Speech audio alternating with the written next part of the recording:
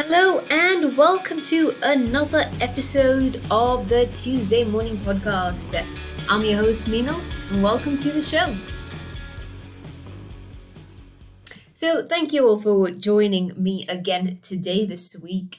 Last week I thought I'd give it a try and see how it'd go, and so much positive feedback has come through. I thought, you know what, I'll do this again, but I'll also add in some of your questions because I don't really get a chance to do that on the Friday episodes because they're a little bit more serious. They're either with a guest or with myself. So I will incorporate some of the questions in the Tuesday morning podcast as well.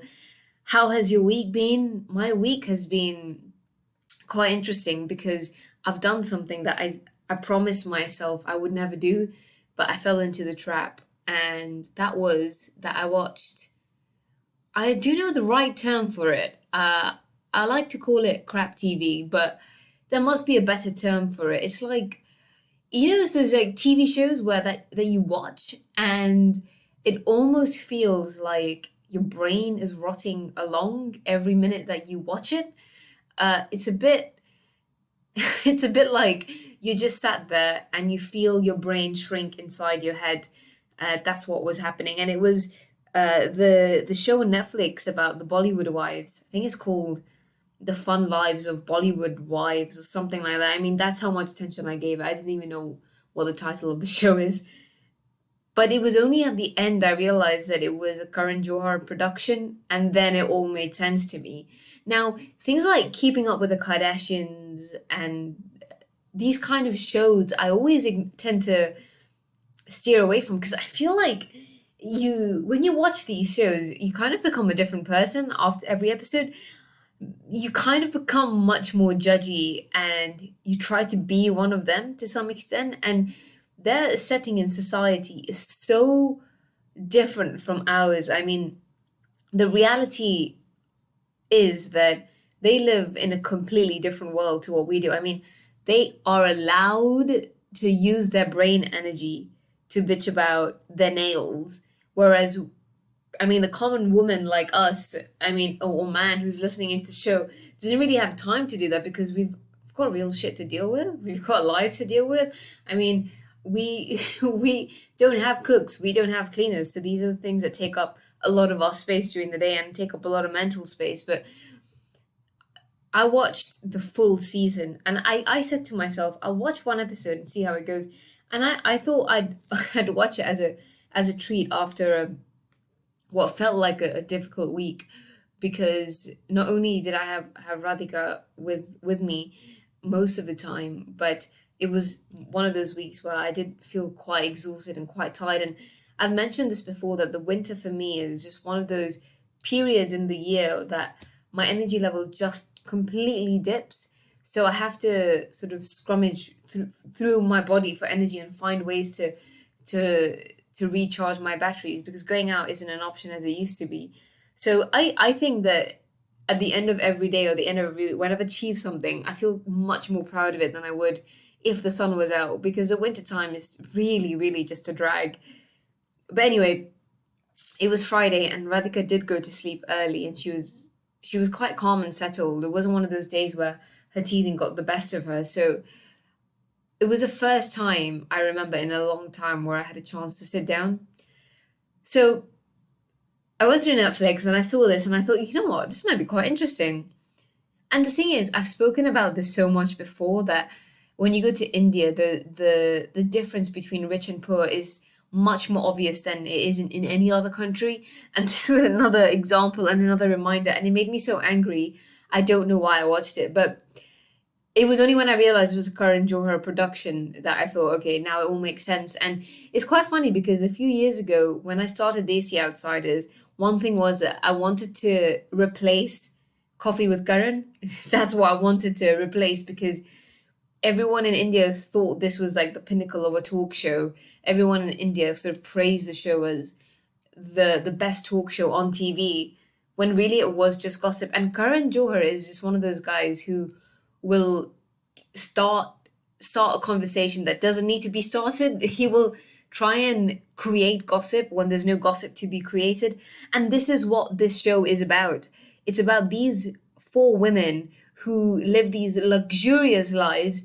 And there's this one woman, Sanjay Kapoor's wife. Her name is Maheep, and she's got such a potty mouth. Like she's always swearing, and I think it's hilarious because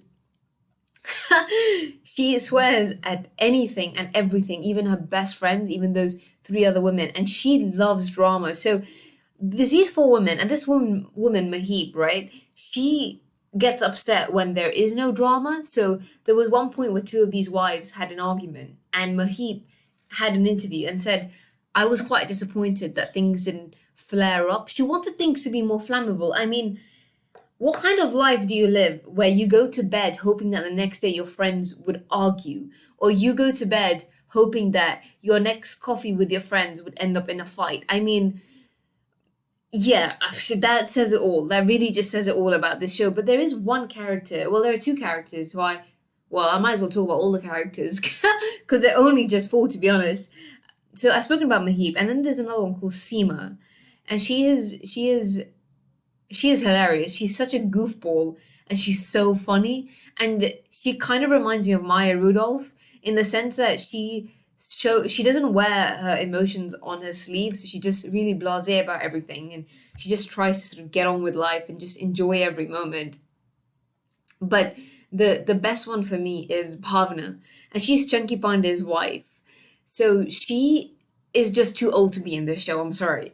She is someone who's probably in her late 50s, maybe. I don't even know how old she is, but she's definitely above 50. She's trying to act like a 20-year-old. I mean, she's talking about Botox and stuff. And then you look at the ages of these women and you're like, well, should you really be talking about this? If it's like so inappropriate. I mean, your children are quite young. You got teenage girls. I mean, it's quite inappropriate to do these things and talk about certain things as well. They went on a girls' holiday in Dubai, and they were trying to be like 15-year-olds on a girl trip. It was so cringy, so cringy. And the fact that so much money was spent on producing this TV show just makes you realize that there are some people in this world who live in a completely different planet and have a privilege that is almost unimaginable, not just unattainable, but almost unimaginable. I sat there for 2 or 3 hours, and of course, Radhika did wake up in the middle, so I did go and feed her from time to time. But I sat there for 2 or 3 hours eating chocolate digestives and cheesecake, and I didn't feel great. I didn't feel great after it.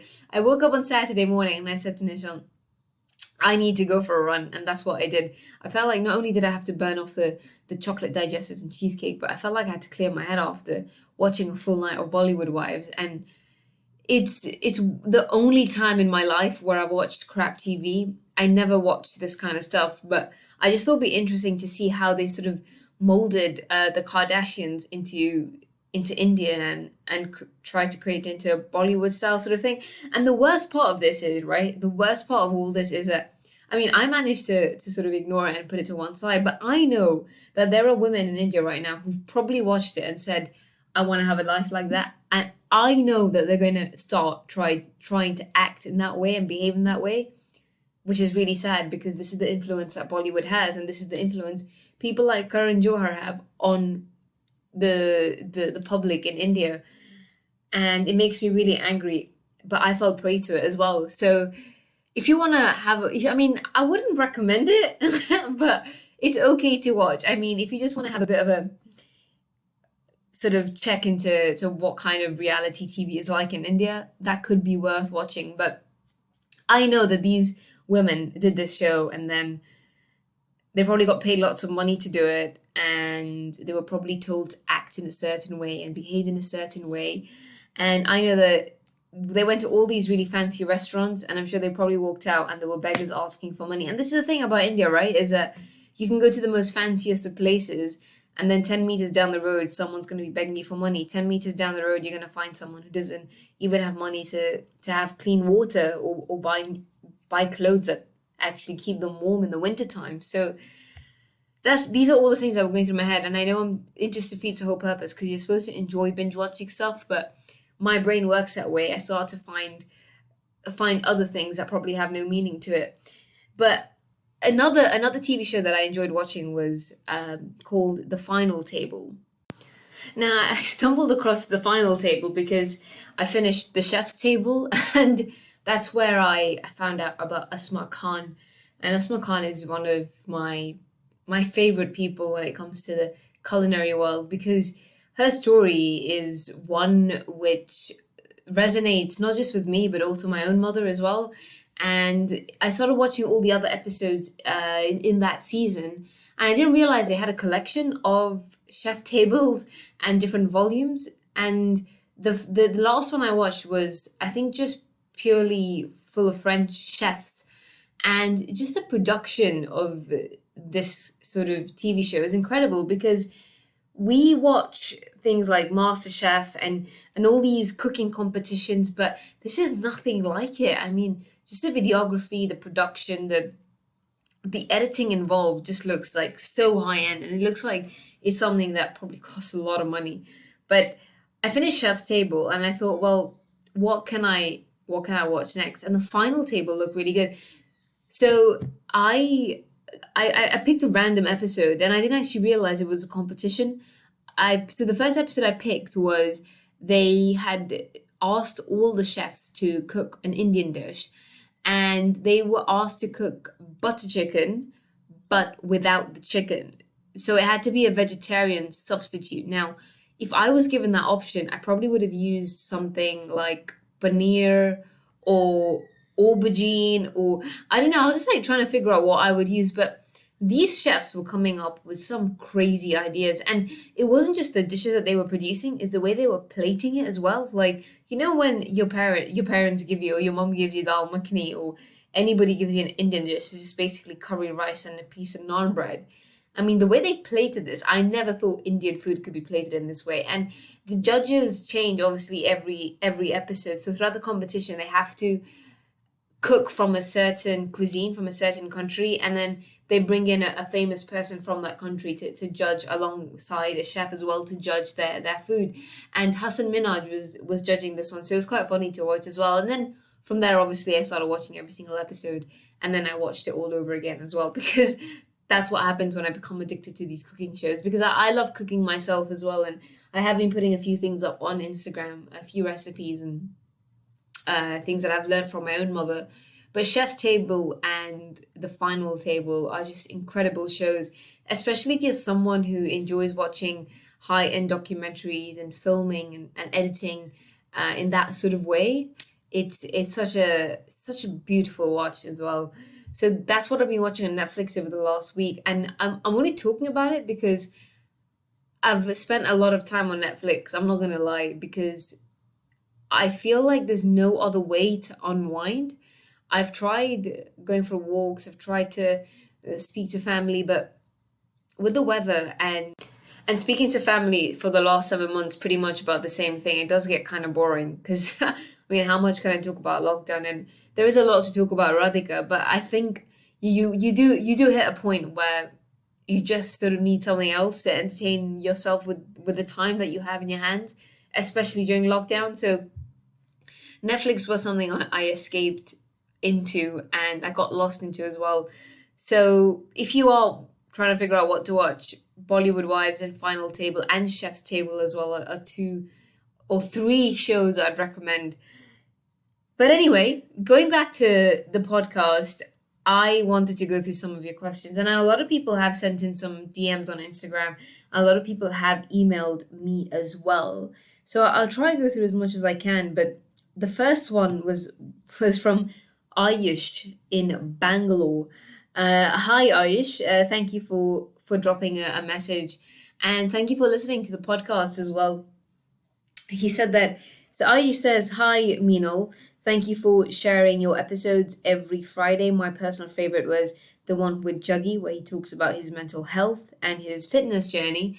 I think Juggy's episode is one that I would always go back to when it comes to those points in your life, or those periods of time where you feel like nothing is working, or you need a bit of I would say, a reminder that even the best of us really go through these shit times as well. A Juggy's episode is one of those to go back to for sure. But Ayush has asked, how can we make sure we look after our mental health during lockdown? Now, This is a question that I get asked a lot, and especially as a doctor, I know that lockdown has caused a lot of distress on a lot of people. It's caused a lot of people to have a lot of vivid dreams as well. I've been reading up on this, and it's not just the lockdown itself, but it has changed a lot of people's sleeping patterns as well, which does impact your deep sleep and the kind of dreams you have. And now I know this is probably something that people have thought about for the last 8 months, and I think that there was this sort of urge at the very start for people to talk about mental health because we sort of preempted that this would be the case, that people will struggle, especially those with anxiety and depression. But it's definitely heightened over the last few months during the course of the pandemic. And I know that we see the same thing: get some fresh air, make sure you're moving around, make sure you're walking around, and try to interact with as many people as you can. And I feel like that is sort of the obvious solution to go to. And a lot of the times we do that. Sometimes it works, but sometimes it doesn't, and that's the reality of it. And I think that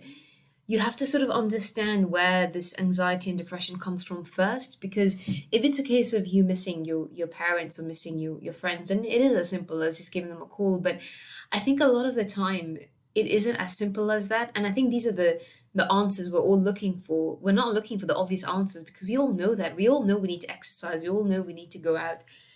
But I think that one of the things that's really helped me is that I have been communicating with people, but just not just that, but it's about having meaningful conversation and having conversations that sort of ignite a fire in you and ignite a new energy in you. Because I don't think having a conversation like, oh, hey, how are you? What's up? Or what have you watched on Netflix? Or what do you think of the pandemic or whatever? Talk about things that mean something to you. Talk about things that bring you life. Talk about things that bring you energy. Talk about politics. Talk about books you've read. And I think that's something that really helps. One thing that's helped me personally a lot is learning. And learning is something that is quite a private thing. And to have that space by yourself and feel that growth within you on a daily basis or on a weekly basis, or in this case now with the pandemic, we can even look at it in a monthly basis as well. How much have you actually grown? And to see yourself progress in that way, I think really helps. Also, give yourself a challenge. I challenged myself after birth. In fact, before birth, I said, after I give birth to Radhika, I will lose weight. And I did. And this is something I will talk about on the podcast on Friday, that challenging yourself and setting yourself these goals and holding yourself accountable is something that can really help your mental health, because all of this really stems from a lack of direction, right? When you're not feeling yourself, when you feel anxious or you feel like you're going down a slippery slope, it does come from a position of not really understanding where you're at and the kind of direction you're trying to take. So these are some things that help me, and I hope it helps you as well, Ayush. And thank you for your message, and thank you for specifically saying that Juggy's episode was your favorite. I hope I can get more people on like Juggy in the next few weeks. So our next our next guest messaged in. Her name is Priyanka. I don't have a location for Priyanka, but she did say that this podcast, and this is me reading directly off a message, saying it's a good pastime while she goes on her long walks. I'm glad I can give you some company, Priyanka, from time to time, and I hope my podcasts are as entertaining as you'd wish them to be. So Priyanka is saying that her boyfriend is at university and they're not in the same country and he's not calling her. Right. So this is a thing. We're in a completely different world. I think if we weren't in a pandemic, I'd answer this question slightly differently.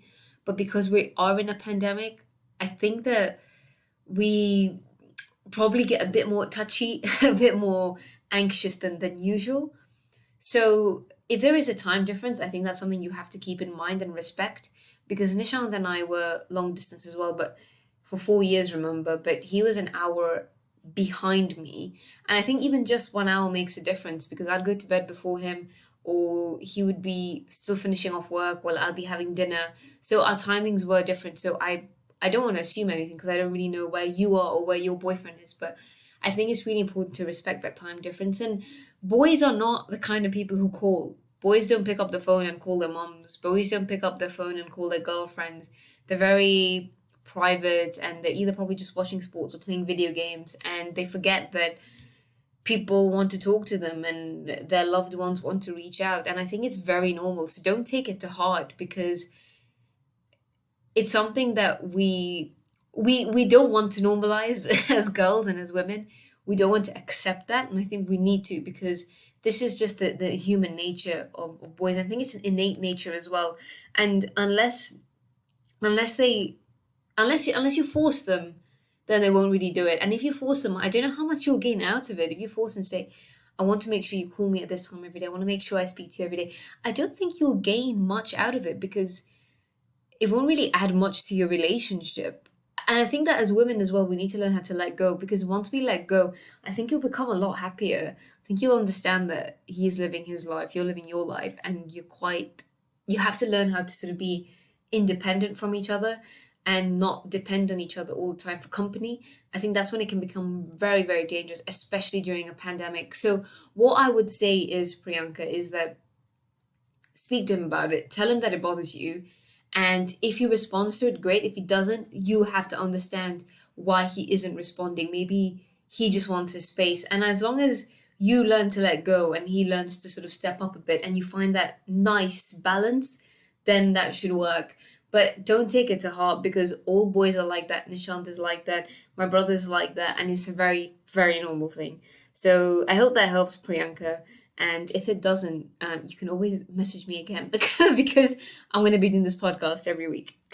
So my last listener, and I have to go now because Radhika is teething, and I don't think you'll be able to hear it on this episode because I have had to stop it and record again, but I have had to stop this recording a few times to go downstairs. So a 25-minute episode doesn't really take me 25 minutes. It takes me a good 3 hours.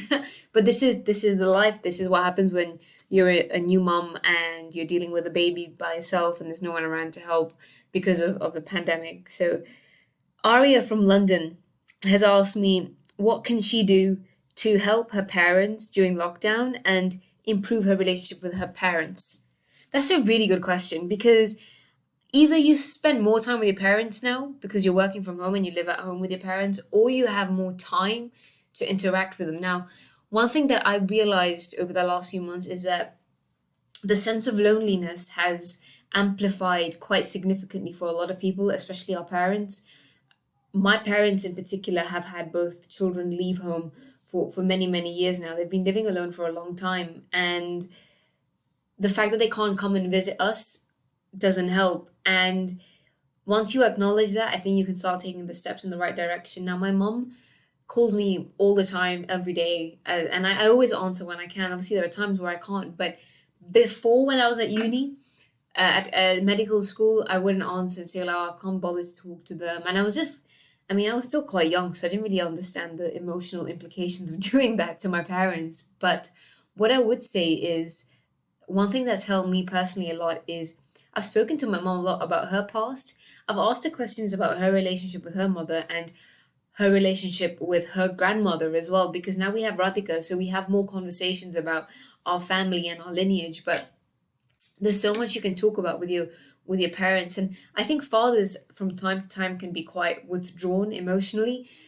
If you can tap into that somehow and find something they like, something they enjoy, something they like to talk about, even, taking them for a walk or talking about sports or even playing a sport with them might help. Because this is the chance that you have, especially if you're not as busy as you usually are. Figure out what they like and figure out how you can make them enjoy that again, because I'm sure a lot of our parents gave everything up once they had their kids. So think about it. For the last 20, 30 years, have they really done what they used to do? Have they really enjoyed the hobbies they used to enjoy? Probably not. And if you can't sit down with them and talk to them about the things that they love, it can really improve your relationship quite significantly. And this is quite possibly the only time you'll have and space you'll have with them to do that. So have these conversations. And if they are uncomfortable having these conversations, try and introduce them slowly. You don't want to be forcing your parents into conversations they don't want to have, because that's the last thing you want to do. But every day just try and introduce something like, oh, what kind of sports did you do when you were younger? What did you do in school? What did you do when you came back from school? Like these small things are the things they enjoy talking about. And I think bringing that nostalgia back will bring them a sense of happiness. And if we can provide them with that, then why not? So that's something that's really helped me, and I hope this helps you too, Arya. So that's all we have time for today. I wish I could go through more questions, but I don't think it's possible because I think I'm just counting my stars now with Radhika asleep, and I shouldn't really be spending 4 hours trying to record a half an hour podcast because then that will just hit that point where I won't enjoy doing this anymore. So thank you everybody for tuning in. What I will say is don't watch Lives of Bollywood Wives because it's going to rot your brain. What I would say is watch Chef's Table because not only does it sort of invigorate a new sense of cooking, but it also helps with creativity. If you're someone in the creative field, that's something you have to watch. And I hope my answers have helped you listeners as well, wherever you are in the world. Please do drop me an email to meanallsworldpodcast@gmail.com or on Instagram @meanallsworld, and I'll definitely get to your questions next week. I'll try my best to answer more questions. I didn't realize that we'd hit almost hit the half an hour mark, even just with 3 questions. So I'll see you all next week, sending you lots of love. And I say next week, but what I really mean is I'll see you on Friday. So have a lovely week ahead, and Radhika and I sending you a big, big hug. See you all soon.